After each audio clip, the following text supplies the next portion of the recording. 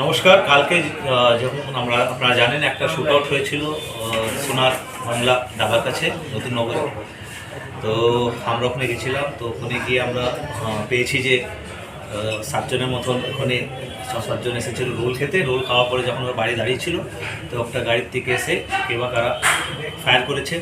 কিছু আমরা ওখানে এমটি কার্ট্রিজ পেয়েছি, কিছু বুলেটও পেয়েছি, আর ওখানে জানতে পেরেছি যে 2 জন ইনজার্ড হয়েছে, তাদের আইএলএস পাঠানো হয়েছে। তো ইমিডিয়েটলি আমরা ইনভেস্টিগেশন স্টার্ট করেছি। মোবাইল ফরেন্সিক টিমে ডাকানো হয়েছে, ফটোগ্রাফার ব্যবহার দেখা হচ্ছে, সিসিটিভিগুলো চেক করা হয়েছে। তো তারপরে যারা স্পটে ছিল ওদের থেকে স্টেটমেন্ট নেওয়ার পরে কমপ্লেন একটা এফআইআর রেজিস্টার হয়েছে। এফআইআরের রেফারেন্সটা আপনাদের দিয়ে দিচ্ছি। West Agartala PS case number 169/2022 under section 326 307 34 IPC and section 27(2) of Arms Act.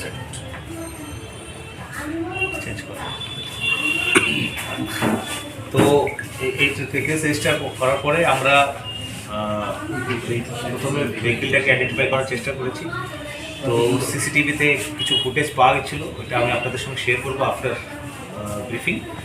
তো on the basis of that কালকে জিজ্ঞাসাবাদের জন্য আমরা 2 জন এফআইআর নেম এপিকে আমরা করেছি, যেটা সাবসিকুয়েন্টলি অ্যারেস্ট করে আমরা কোর্টে পাঠিয়েছি। একজনের নাম হচ্ছে প্রভাকর ঘোষ, আরেকজনের নাম হচ্ছে সন্তোষ দাস। এদের আমরা 5 দিনের রিমান্ড চেয়েছি। এখন মাননীয় আদালত থেকে যদি আমরা রিমান্ড পাই, তো এটা আমরা মূলত এই কেসের মধ্যে প্রাইম ফেসে যে আমরা পেয়েছি, এটা হচ্ছে যে ওখানে 2টো নেগোসিয়েশন মাফিয়া কাজ করছে। একটা রাজবর্মনের গ্যাং, একটা দেব বর্চস্ব গ্যাং। এরা নিজের বর্চস্ব মানে কায়েম করার জন্য ওদের মধ্যে একটা রেশারেশি চলছে। এই রেশারেশি বহুদিন দিকেই চলছে। এই রেশারেশির ফল যে এই ঘটনাটা যতটা মানে প্রিলিমিনারি ইনভেস্টিগেশন পাওয়া গেছে। তো এর মধ্যে যে ইনজুর আছে হরিপদ দাস, তো ওনাকেই মেন টার্গেট করা হয়েছে এরকম বলে অনুমান করা হচ্ছে। এফআইআর মধ্যে আরও 3 জনের নাম আছে। রাজু বর্মন, বিমান দাস গান্ধীগ্রামের, ওনারও নাম আছে, আর সন্দীপ কর আলিয়াস আকাশ ওর নাম আছে। এই পুরো 2 গ্যাংই এই নেগোসিয়েশনের মধ্যে ইনভলভ, যারা টিম পার্টি একটা। আর এটা বহুদিন থেকে চলছে। আর এই কেসটা হওয়ার পরে আমরা চেষ্টা করবো যে এই যে এটাকে কন্ট্রোল করা।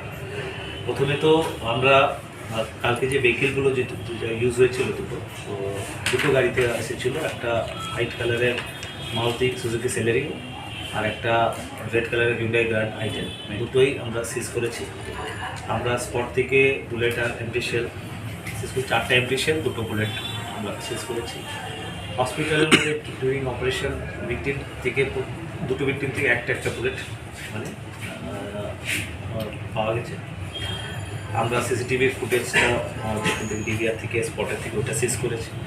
এখন ইনভেস্টিগেশন ইনিশিয়াল স্টেজে। এখন আমরা মানে যে ওয়েপনটা আছে খুব সম্ভবত সফিস্টিকেটেড স্মল ফায়ার আর্ম থেকে ইউজ করেছি। এটা রিকভার করা আমাদের টার্গেট। এটা আমরা রিমান্ডে পাবো, তো এটা আমরা চেষ্টা করব। বাকি যারা আসামি আছে তাদের অ্যারেস্ট করা, পুরো গ্যাংটার পরিচয় জানা, ওদের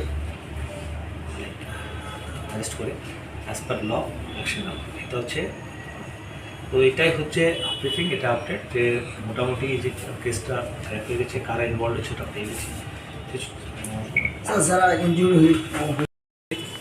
এখন তো গাড়িটা উদ্ধার হয়েছে 2টো, যেটা ইনভলভ হয়েছিল সাসপেক্টেড। এটা ইনভেস্টিগেশন ইনিশিয়াল স্টেজ, এখনও 24 ঘন্টাও হয়নি, ঠিক আছে। এটা উদ্ধারের জন্যই আমরা রিমান্ড চেয়েছি। স্যার, যে বাকি 3 জন তারা কি পলাতক নাকি প্রেজেন্ট পলাতক? এদের জন্য অলরেডি টিম বাইরে আছে। তো আশা করি এর মধ্যে সব স্যার বিষয়টা হলো যে স্যার ওইখানে যে গুলি মানে যে গুলিকাণ্ডে যে 2 জন আপনারা অ্যারেস্ট করেছেন, তারা কি ওই গুলিকাণ্ডে জড়িত এমন কোনো স্পেসিফিক এখন পর্যন্ত আপনার পেয়েছে কি এমন আছে বলে তো অ্যারেস্ট করেছে স্যার। যে